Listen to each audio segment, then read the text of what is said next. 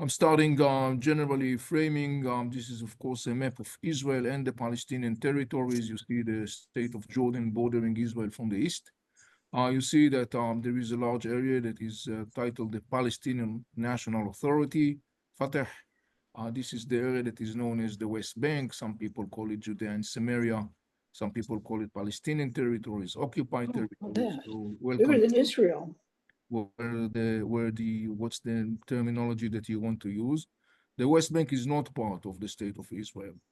In the middle, of course, you see parts of the Star of David, which represents the state of Israel. And then to the left-hand side bottom, you see Gaza Strip, and you see the logo of Hamas, a Palestinian movement that ruled Gaza Strip since 2007. I will, of course, later on elaborate on the issue of Hamas. Gaza Strip is a small area. It's about 8 by 20 miles, populated by some, according estimation, 2 million Palestinians, or at least until October 7, that was the number. Very short history of Gaza Strip, contemporary milestones. Between 1948 and 1967, Gaza Strip was ruled by Egypt. However, Egypt did not annex Gaza Strip. Following the 6 Days War in 1967, Israel occupied, some people say liberate, again, it depends what your political outlook is, Gaza Strip, and Israel ruled Gaza Strip until 2005. During that period of time, almost 40 years, Israeli governments established communities, rather known also as settlements, in Gaza Strip, 21 communities / settlements with a population of some 10,000 Israeli citizens who lived in Gaza Strip, including the IDF that was securing those communities. In 2005, Israeli government passed a law that is called disengagement, and based upon that law, Israel pulled out from Gaza Strip, totally dismantling all the settlements It's larger or no? that lived in Gaza Well, Strip, he's showing and us. Israel handed Either one. control over Gaza I Strip get to it. the hands of the Palestinian Authority. The Palestinian Authority was established following the Israeli PLO agreement in 1993, rather known as the Oslo Accords. The PLO is actually an umbrella, sort of speaking, of different Palestinian organizations. The major one of them is the Fatah organization, which was established in 1958. Following the agreement between Israel and the PLO in 1993, the Oslo Accords that were kind of like a roadmap towards the two-state solution, the Palestinian Authority has been formally established and formally recognized by the international community as the legitimate representative of the Palestinian people towards the implementation of two-state solution. So in 2005, Israel left Gaza Strip and handed control to the hands of the Palestinian Authority in Gaza Strip. But the rule of the Palestinian Authority in Gaza Strip did not last for long. A year and a half later, Hamas, a Palestinian Islamic movement that was born in Gaza Strip in 1987, conducted a military coup, violently crushing the rule of the Palestinian Authority, its own brothers actually. And since October 2007, since the summer of 2007, Hamas has been governing the Gaza Strip. The word Hamas, by the way, means a religious enthusiasm, and it's also the initials of, I will say it in Arabic and I will explain, Harakat al-Muqawama al-Islamiyya, the Islamic resistance movement. Remember this term resistance, we will talk about it later on. Of course, October 7, we all remember what happened in that dreadful day. Hamas and Islamic Jihad are conducting a massive attack on the state of Israel. We are all familiar with what happened in this day. And one of the things that we noticed following that day until now, more than a year since then, is that the war between Israel and Hamas actually extended to a remote arenas, including areas like Yemen and Iraq and Syria and Lebanon, Iran. And obviously, one of the things that we will explore together in this presentation is understanding why and how this process happened. So let us start with the part talking about what led to October 7. October 7 is actually the outcome of a confluence of three major ideologies that has conjuncted or joined together in the last third of the 20th century. Shortly, I will talk about those ideologies, but before that, I want to do some short framing, which is essential if we want to understand what I'm going to talk about. You cannot understand the Middle East without understanding two major power struggles that shift this region for centuries and continue to shape this region as I'm talking to you. One is a power struggle within Islam. Islam is the major religion of majority of people in the Middle East. Islam emerged in the 7th century in the Arab Peninsula, Saudi Arabia of our times, and very quickly became a conquering empire, rather known as a caliphate, if you wish, kingdom. And very quickly, there has been a growing power struggle within Islam regarding the question who is entitled to lead this caliphate. That power struggle resulted in two major camps in Islam. Majority of the Muslims, about 84%, are Sunnis. The Sunni argue that leading of the caliphate and the Muslim world should be done by a person that will be elected based upon his skills and qualifications. Minority, the second group, are known as Shia. They are about 14% of the Muslims. The full term is actually Shi'at Ali, the political faction of Ali. Ali was Ali bin Abi Talib, the fourth caliph of the Muslim empire in the 7th century. Ali was the son-in-law and cousin of Prophet Muhammad, the founder of Islam. He was assassinated, and his son claimed the crown of leadership. His younger son, Hussein, that was also the last male grandson of Prophet Muhammad by direct line, Hussein was butchered with his followers by his political rivalries in a battle that took place in Karbala in the year 680. That was the point where actually Islam splits to majority Sunnis, minority Shiite. The Shiites argue that leading the Muslim world should be done only by a male descendant of the fourth caliph, Ali bin Abi Talib. So Sunnis are talking about qualifications and skills. Shiites are talking about bloodline. And for the last 1400 years, the animosities between Sunnis and Shiites are non-bridgeable, theologically, culturally, intellectually, and so on and so on. To a large extent, both camps have been butchering each other for the last 1400 years, and the rivalry between those two camps is very much alive and kicking right now as I'm talking to you. So this is one major power struggle. The other one is a power struggle between three major civilizations in the Middle East: Arab, Persians, and Turks. Arab civilization, of course, from the Arabian Peninsula. Arab civilization actually gave birth to Islam. Islam was born in the Arab civilization. The first Muslims were Arabs in their ethnicity, culture, and tradition. Most of the Arabs are Sunnis. Today, by the way, majority of the Muslims are not Arabs. They are not from the Arab Peninsula, and they don't speak Arabic. However, Arab civilization gave birth to Islam, and majority of the Arabs are Sunnis. However, there is also a very significant segment of Arab Shiites. Remember that because this is significant. The second one is the Persian civilization. The Persians, of course, are not Arabs. They don't speak Arabic, and they are not from the Arab Peninsula. They are from Persia, and they speak Farsi. And most of the Persians are Shiites. And the third one is Turkey. The Turks are neither Arab nor Persians. They are not from the Arab Peninsula. They are not from Persia. They are from Central Asia, and they speak Turkish. And most of the Turks are Sunnis. So you got Turks, predominantly Sunnis, Arabs, predominantly Sunnis as well, and Persians, predominantly Shiite, and they are fighting for control and hegemony up until our times. These are two major power struggles that are essential to understand the story of the Middle East. Now, we can talk about those three ideologies that I mentioned before. As I said, October 7 is actually the outcome of the confluence of three ideologies. Two of the three are ancient, and they are actually coming from the hub of Islam.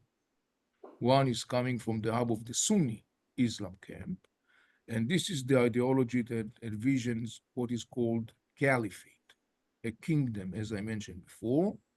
The ideology of a caliphate envisions a world that does not have independent statehood, but a Yeah. world that is globally Islamic, and it's run under the Islamic religious law known as the Sharia law. So to the left-hand side, you see a couple of organizations that are coming from the hub of the Sunni Caliphate vision, like, for example, the Muslim Brotherhood that was established in Egypt in 1928. 60 years after the Muslim Brotherhood were established in Egypt, Hamas was born in Gaza Strip in 1987. Why do I mention that fact? Because Hamas formally defined itself as the offspring of the Muslim Brotherhood in Palestine. In other words, Hamas is coming from the hub of the Caliphate Sunni vision. There are other organizations you may be able to recognize in that part. For example, beneath the Muslim Brotherhood, you see this script in Arabic that represents Al Qaeda. Al Qaeda, Osama bin Laden, that conducted the 9/11. Al Qaeda is also coming from the hub of the Sunni Caliphate. The word Al Qaeda, by the way, means the foundations. Beneath Al Qaeda, you see the logo of Hamas, as I mentioned before, established in Egypt, in Gaza Strip in 1987. Beneath Hamas, you see the black flag that represents ISIS, which also comes from the hub of the Sunni Caliphate vision.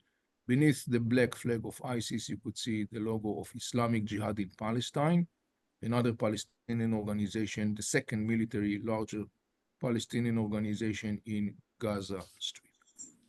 To the right-hand side, you see that the Shiites also have their model or vision, but it's not called caliphate, it's called imamate.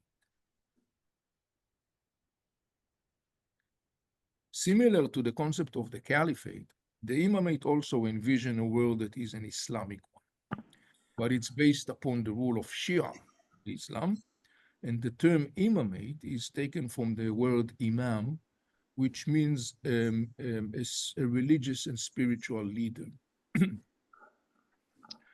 The main branch of the Shiite is known as the 12-ish, and it's come after the number 12. Why? Because that branch believes that there has been a line of 12 imams, 12 spiritual leaders, starting with the fourth caliph, Ali bin Abi Talib, that I mentioned before. And Shiite believe that each and every one of those imams is connected to a divine source of knowledge, and therefore the rule of the imam is absolute. You have to blindly obey the rule of the imam. The 12-ish branch of Shiite, by the way, believes that the last of the imams, the 12-ish one, disappeared as a little boy in the 9th century, but they believe that he is not dead. They believe that he is alive and waiting outside of history and time to be summoned and lead mankind to salvation. So you see, there is a very strong, apocalyptic sort of speaking essence of the Shiite imamate model.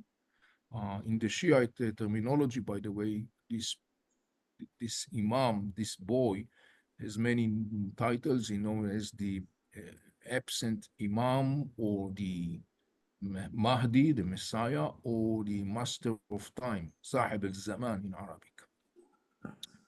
So both Imamate Shiite vision and Caliphate Sunni vision, they both envision a world that is an Islamic and ruled according to the Islamic religious codex. But just the same, there are significant differences between the two models or the two visions. Well, actually, they are competing, they are rivalry one to the other, because one is Sunnis, the other one is Shiite.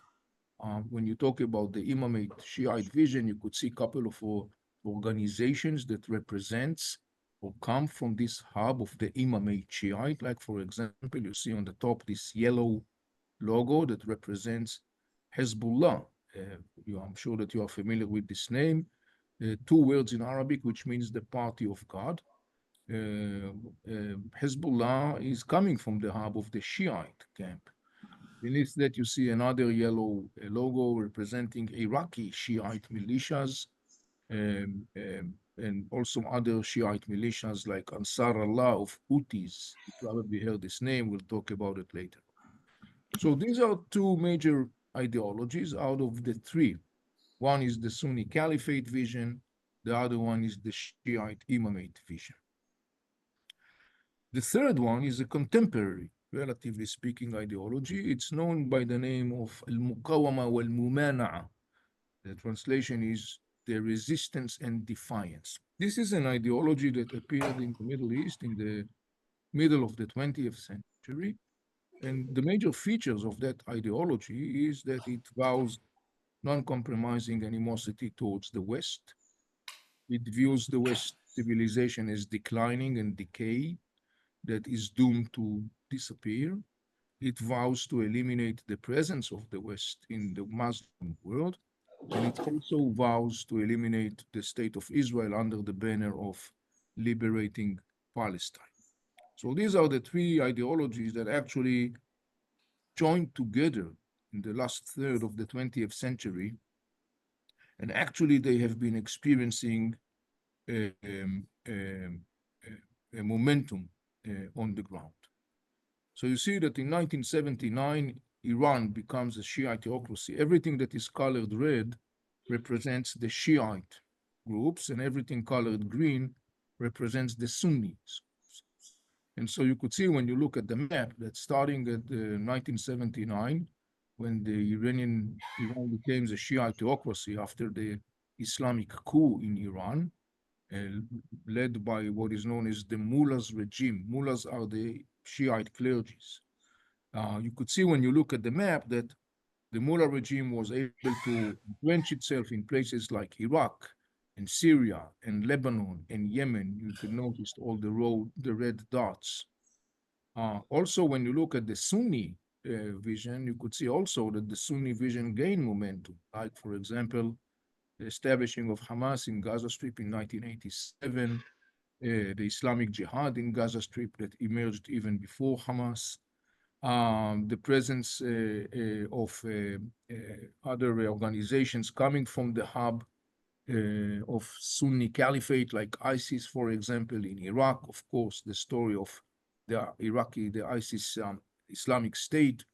So all those milestones, starting at the last third of the 20th century, represents or manifests the momentum that those both Shiite Imamate and Sunni Caliphate gained in the last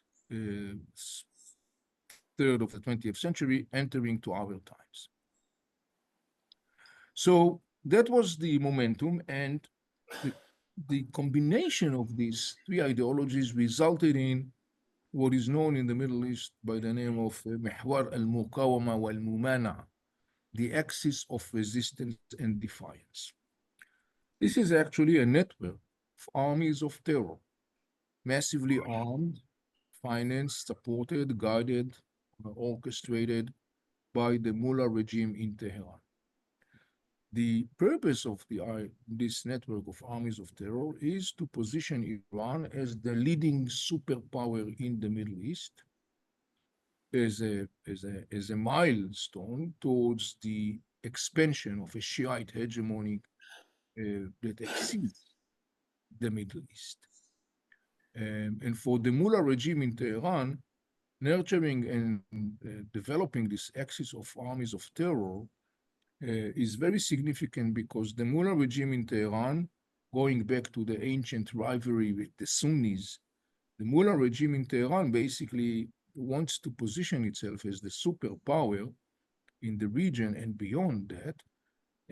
And by that, basically, to once and for all end the historic rivalry with the Sunnis and the Arabs, because remember that the mullah regime in Tehran are Shiite Persians.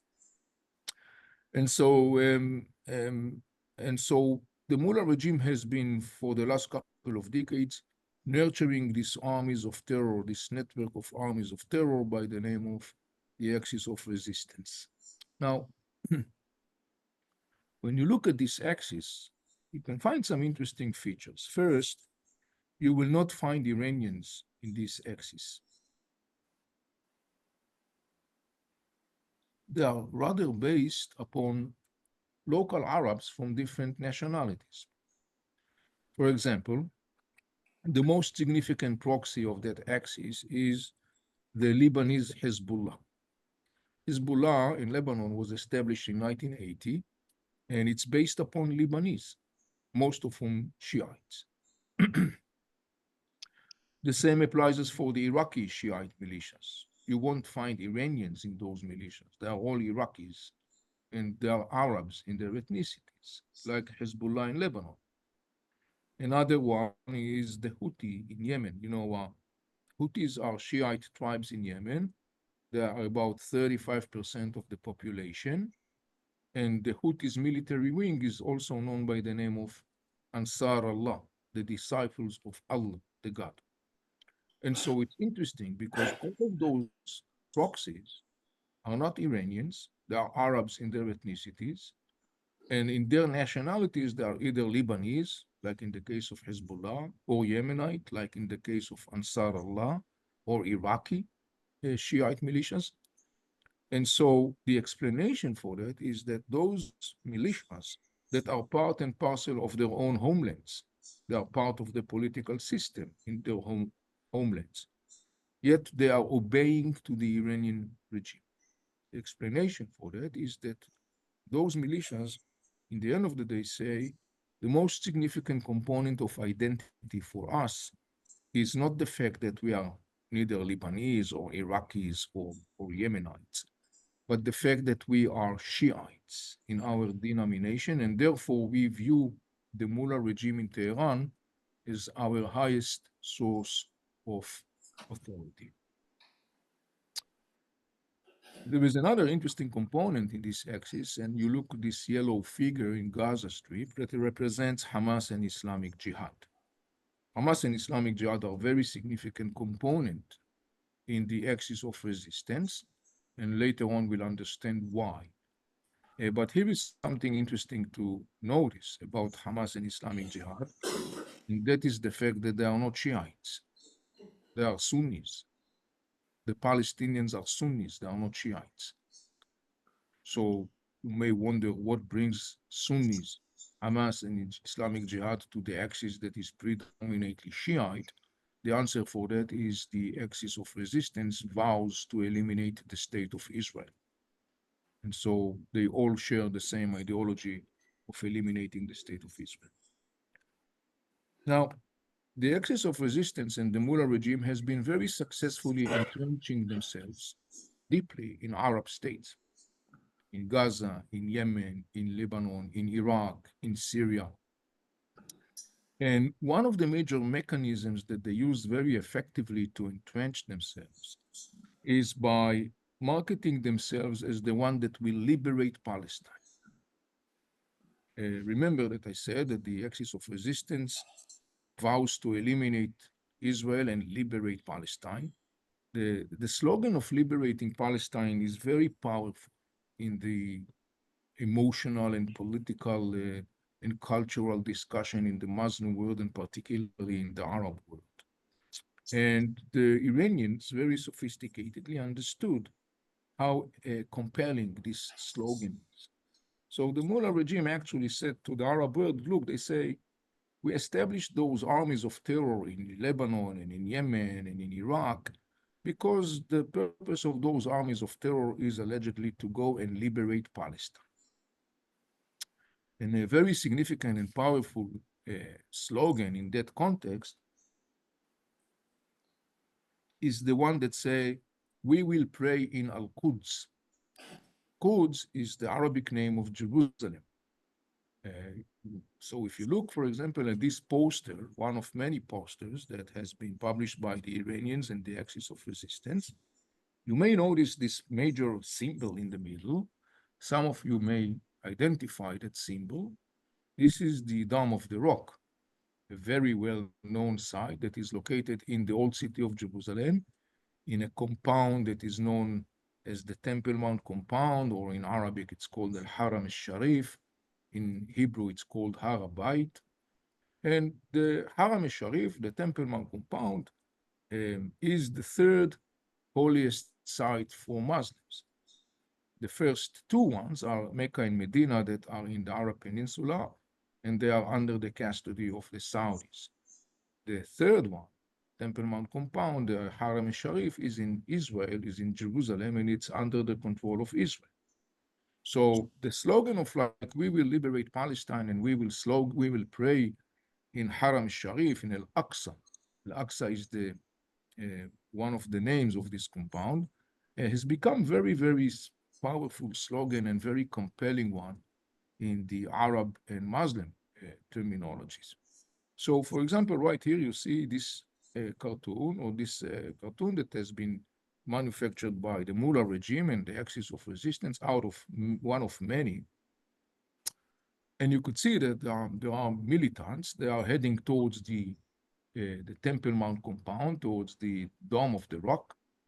And you could see the flags that they are carrying. You see Iraqi, Syrian, Yemenite, Hezbollah, the yellow, Iranian, Palestinian.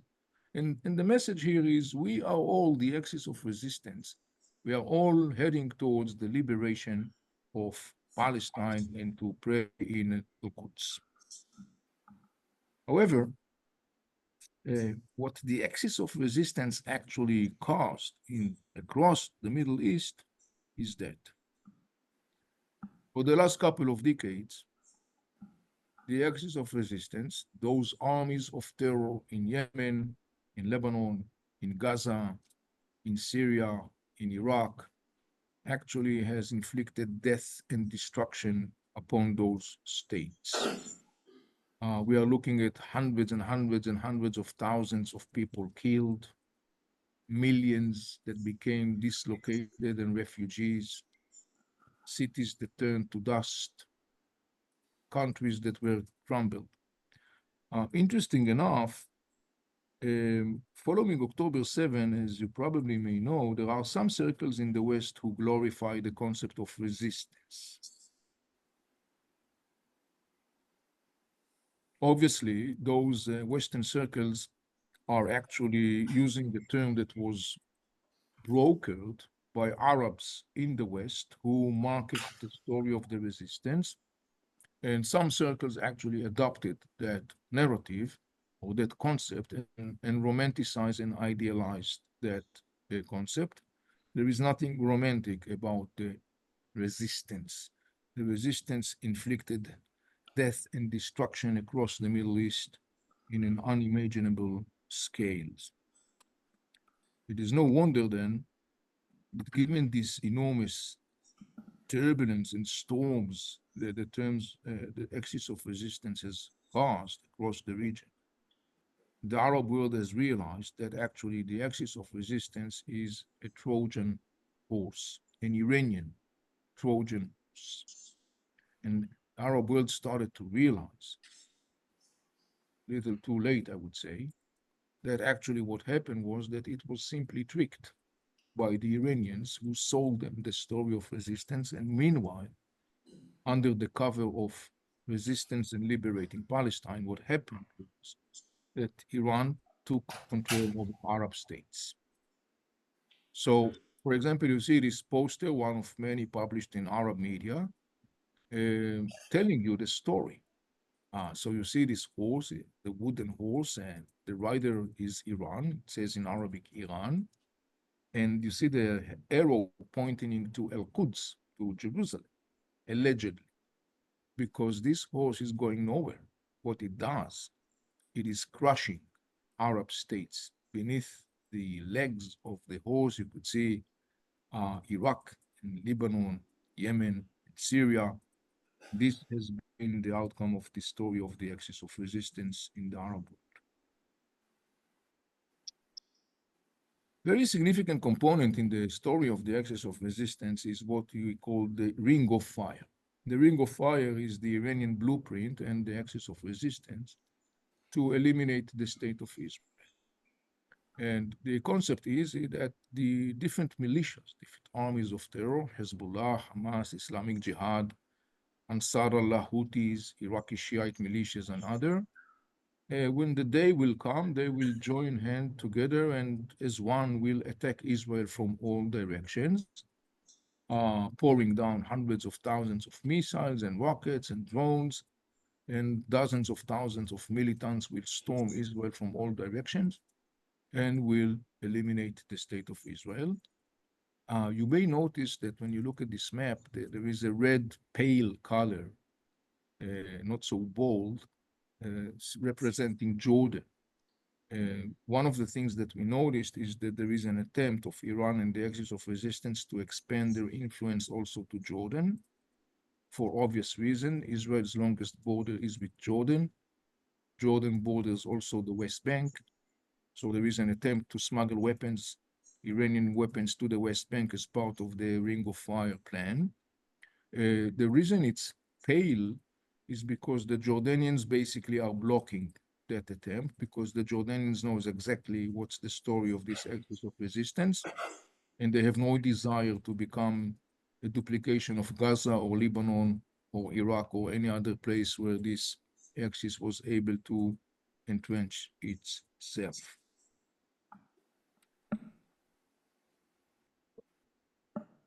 We talked earlier about the significance of Hamas and Islamic Jihad in the axis of resistance. Now let's understand what's the significance.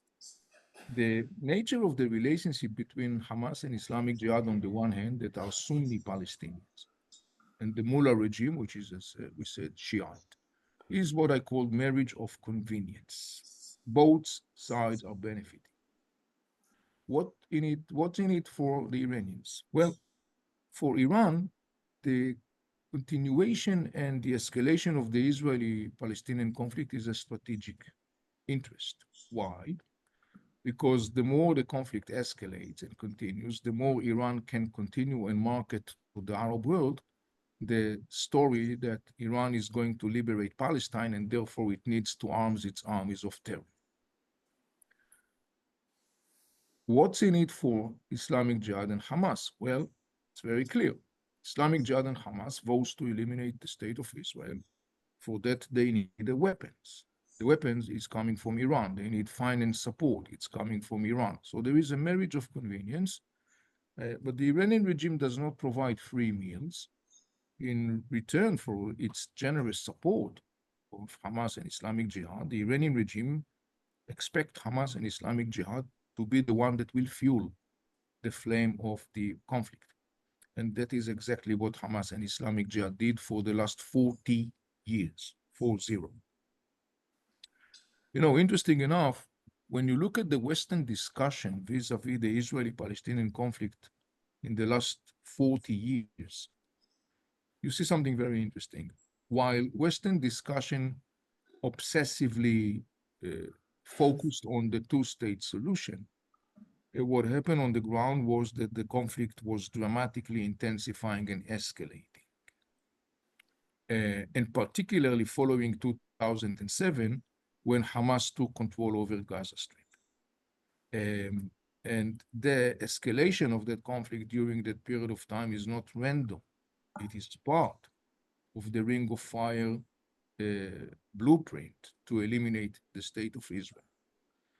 And so Hamas and Islamic Jihad were clearly doing their job or their part on the agreement with the Iranians. They were doing their part very thoroughly by escalating constantly the aggression and the attacks against the state of Israel all those years.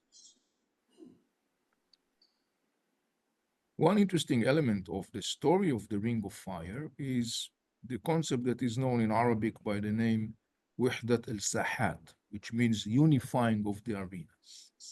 The concept of unifying of the arenas is actually saying that when the day will come, all those militias, armies of terror, join hands together, and as I said before, will eliminate the state of Israel violently.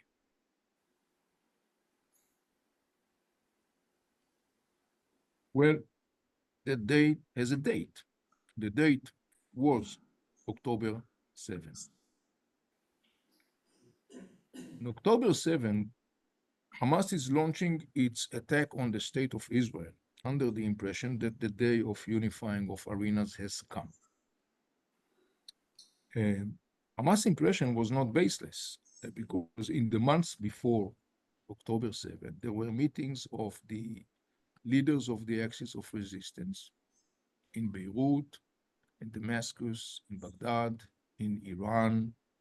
And what Hamas heard from its colleagues to the axis of resistance was, in Arabic, they said, "Ihna jahizun," which means we are willing, ready, and able. So Hamas is launching the attack on October 7 under the impression that the others are joining Hamas. Hamas launched that war also because Hamas is engaged in an inner power struggle with the other Palestinian factor that I mentioned before, the Palestinian Authority, and its major spine, the Fatah. You may remember that I said that Fatah was established in 1958, 30 years before Hamas. Hamas is coming from the hub of the Sunni Caliphate vision that we talked about. In other words, Hamas rejects the concept of independent state. In fact, interesting enough, you may remember or know that following October 7, some circles in the West, particularly campuses, echoes the slogan, from the river to the sea, Palestine will be free. They think that they are echoing Hamas vision, so to speak. That is a mistake. That is not Hamas vision. Hamas, in the end of the day, wants to see a caliphate, a global Islamic entity. So for Hamas, erasing the state of Israel is not the final uh, uh, objective. It's only a milestone on the way towards establishing a caliphate. In Hamas vision, once Israel will be eliminated, the next stop will be Jordan and further on.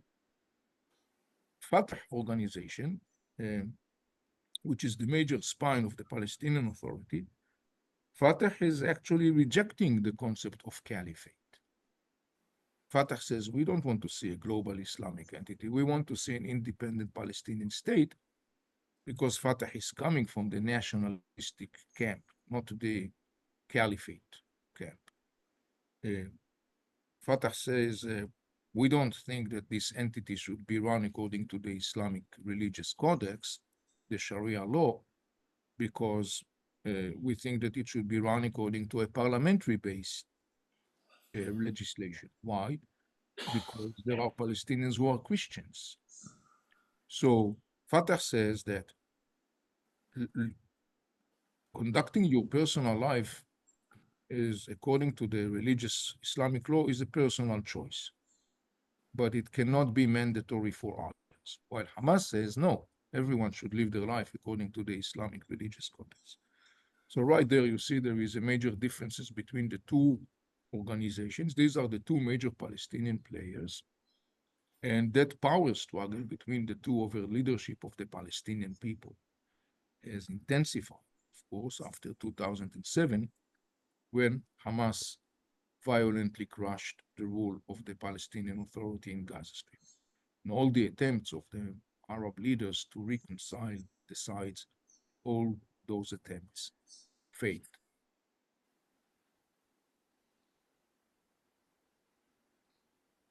Interesting enough, there has been a significant criticism on Hamas already before October 2023. There was a significant criticism on Hamas both in the Arab world as well as in the Palestinian street.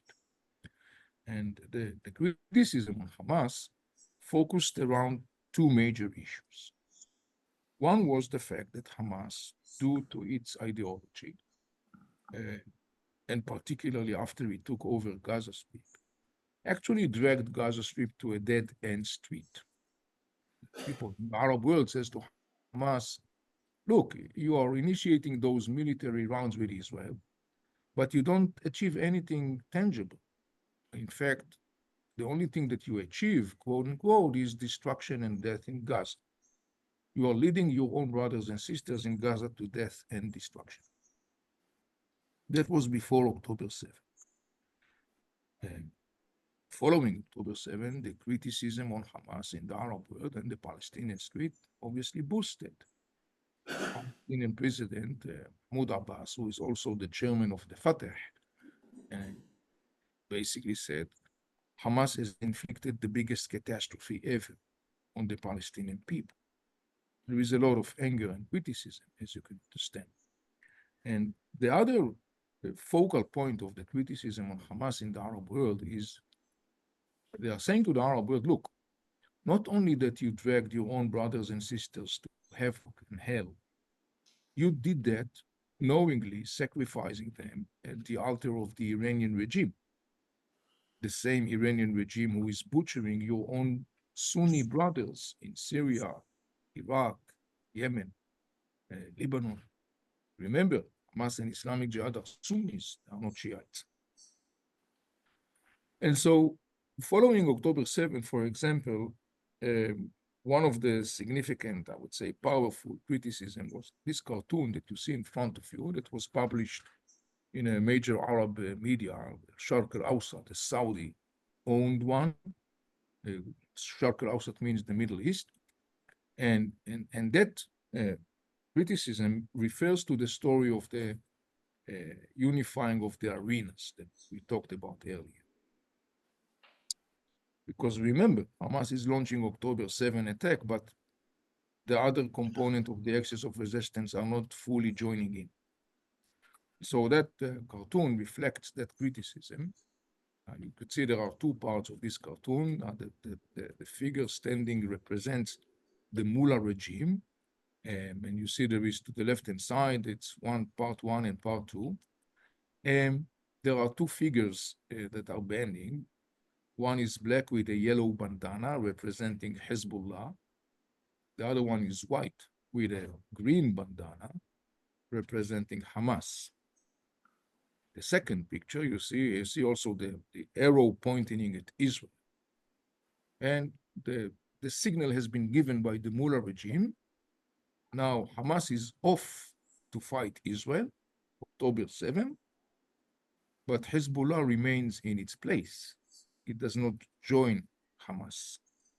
And in fact, you may be able to see that the Hezbollah is chained to the mullah regime. The message here from the Arab world to Hamas is that not only that you dragged Gaza Strip to hell and disaster, you have been tricked by your own bodies, the axis of resistance. Because in the moment when you thought that the unifying of arenas has come, at that moment, you have left alone. The mullah regime has different priorities, and the mullah regime decided that it's much more important for the mullah regime to preserve Hezbollah and to sacrifice Hamas.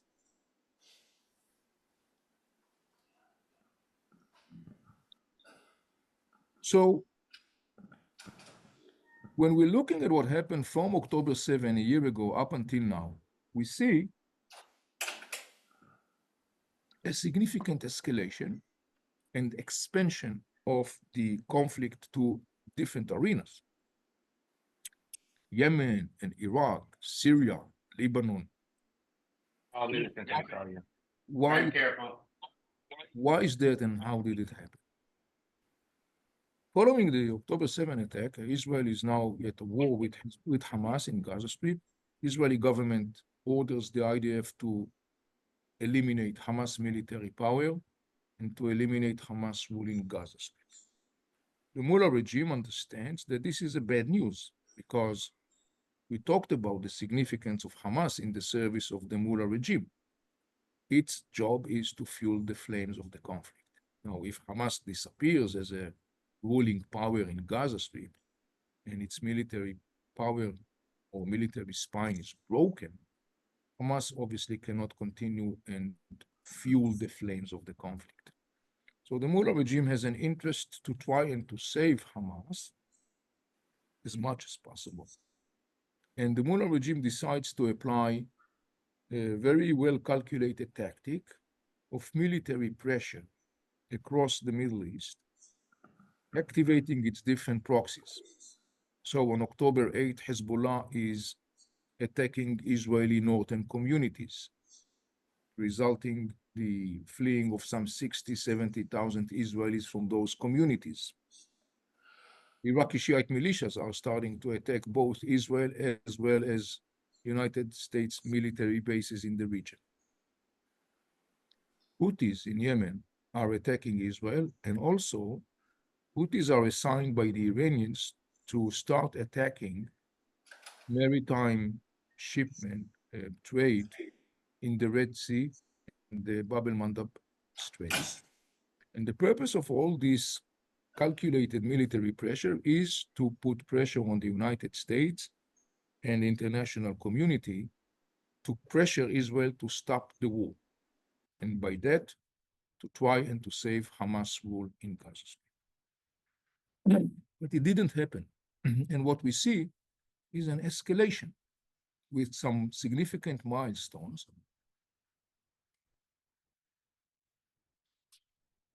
leading to the point where people say we may witness now a regional war. Like, for example, Iran's attack on Israel on April 13, shooting hundreds of rockets and drones and some ballistic missiles. And that attack was, excuse me, was successfully intercepted by the United States-led coalition.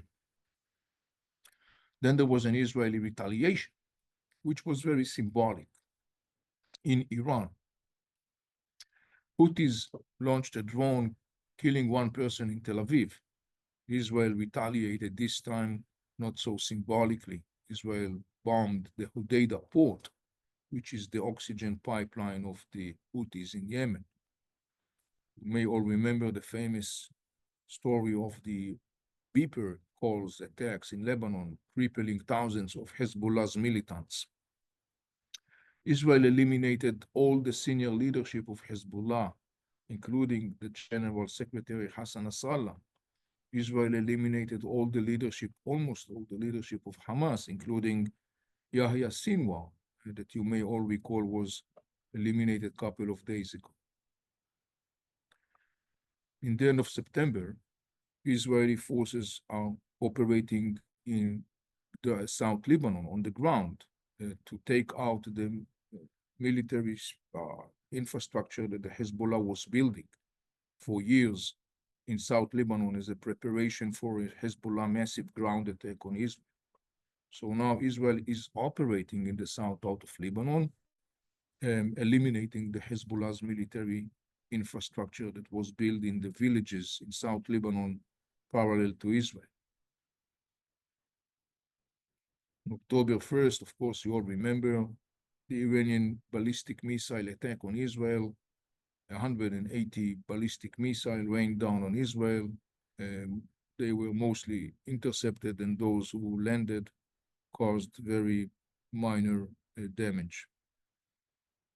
Obviously, a couple of days ago, the Israeli response, Israeli military targets inside Iran. This time, the Israeli retaliation is not symbolic as it was back in April, causing very significant damage to Iran's anti-aerial capacities, damaging Iran's ballistic missiles infrastructure significantly. So this was a very significant Israeli response. So that leads us to the current situation where we are right now, trying to assess where things are heading to. I could say that, a year ago in October 7, Israel deterrence was at rock bottom. A year later, today, it's very clear that Israel has been very significantly restoring its deterrence image and capacities. In fact, due to the very significant military achievements of Israel, particularly the major blow to Hezbollah and the recent Israeli attack on Iran. Israel is viewed now in the region as an enormous military, technologically, and intelligent superpower. And this is, of course, indicating the reestablishing and restoring of the Israeli deterrence since October 7. In fact, interesting enough, there are some Arab commentators who kind of like comparing the Israeli achievements, particularly what Israel has done to the Hezbollah in a very short period of time. They compare it to the Israeli triumph in the 1967. There is a major aftershock wave, sort of speaking, across the Middle East. Um, so today, 1 year later, after October 7, we can definitely say that the axis of resistance is weakened. This is, of course, a good news to the region and a good news to the state of Israel. The substantial damage to Hezbollah, to Hamas, the substantial damage to the Mullah regime in Tehran, all those things together are weakening the axis of resistance, which is a good news. Um, and one of the interesting things is to see the ripple effect of that. The most significant one right now is in Lebanon, where the Lebanese are actually now daring to go out openly and overtly once now that the Hezbollah is on the ground. And the Lebanese are actually now boosting their demand from the Hezbollah to disarm itself and to restore their stolen sovereignty. Because Lebanon actually has been kidnapped by the Hezbollah in Iran under the banner of resistance and liberating Palestine, as we talked about it. And the Lebanese realized that. They knew that they have been kidnapped and occupied in a remote control by Iran, but they were powerless because Hezbollah had its might and its image of it. Now it's different. And the Lebanese are saying to Hezbollah, the time that you were actually dictating everything in Lebanon, that time is over. And now we are going to open a new chapter and we want our sovereignty back. So, of course, this is a very significant milestone. The question whether it's going to happen, it's an open question because Hezbollah will continue to remain powerful in the context of the Lebanese inner discussion. However, it's definitely not the same place Hezbollah was a year ago. So it will be interesting to see whether this process in Lebanon will result in the restoration of the Lebanese sovereignty. If that happens, this is a good news for the Lebanese, and it's a good news for the state of Israel. By the way, we see also similar ripple effect in the context of Iraq, where Iraqi nationalists are also rejecting the interference of Iran in Iraq. It will be interesting to see again if there is going to be a ripple effect boosting the power and influence of the Iraqi Shiite nationalists who rejects the Iranian control over Iraq. One other thing that I think we could expect is boosting of the Israeli-Saudi rapprochement. Once again, the more the axis of resistance is weakened, the better are the odds for stability in the region. And so I think that now we could expect the continuation and boosting of the Israeli-Saudi rapprochement. Of course, I don't have the timeline, but I think that it's going to happen. And finally, I think that once Iran's ability to continue and to dictate its will using its proxies, once that ability is significantly compromised, now there are better chances to create conditions on the ground for the building of what I call scaffoldings by regional players who has interest in stability, like Egypt and United Arab Emirates and Saudi Arabia, and also voices within the Palestinians who want to depart Hamas path. Because it should be understood, as long as Hamas and Islamic Jihad and Iran were able to dictate, as they did, unfortunately, for the last 40 years, were able to dictate their military agenda, there was no hope for any kind of a breakthrough in the context of the Israeli-Palestinian conflict, despite of the goodwill of many people. Once that ability to dictate radical agenda is significantly compromised as it is today, then you got different circumstances on the ground that could potentially offer a different path for Israelis and Palestinians. And concluding my presentation, a few words about what we call the educational mission. I've mentioned before the fact that there was totally misreading in the Western circles of the trajectory of the conflict in the last 40 years, focusing on the two-state solution and failing to understand what really is causing this escalation on the ground that we saw for the last 40 years. That failure, that failure that has been manifested in the intellectual and the academic discussion, in the media discussion in the West, I think stems from two major reasons. One is the fact that the focus on the discussion was actually on the narratives of the sides, either the Israeli one or the Palestinian one. And the narratives became viewed as if they are the root cause of the escalation. But the narratives actually are not the root cause. The root cause are what exactly what we talked today about in this session. The ideologies that we mentioned before, the axis of resistance, and so on and so on. The other reason for the failure of the understanding was because that unfortunately education, I would say to a large extent, has been very much flattened and became very simplified. I would even say to a certain extent juvenile in Western centers of education for different reasons. The discussion became very much subscribed to buzzwords and slogans and concepts and theories that sounds very nice and very compelling and romantic, but unfortunately offer a very little ability to understand complex reality, um, let alone impact positively that reality. So, in our discussion, we believe there is a need to go back to what we call the core of educational mission. This is what we are doing in our work,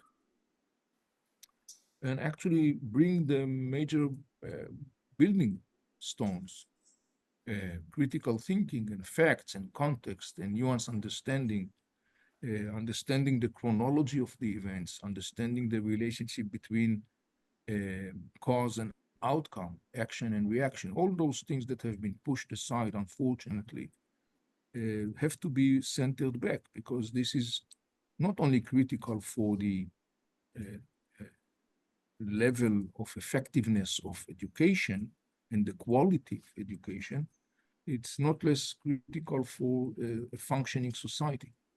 Because when you take out those blocks, as unfortunately to a large extent happened, what you are doing is actually you are destabilizing the society. And the best manifestation of that is the polarization that we are all witnessing today.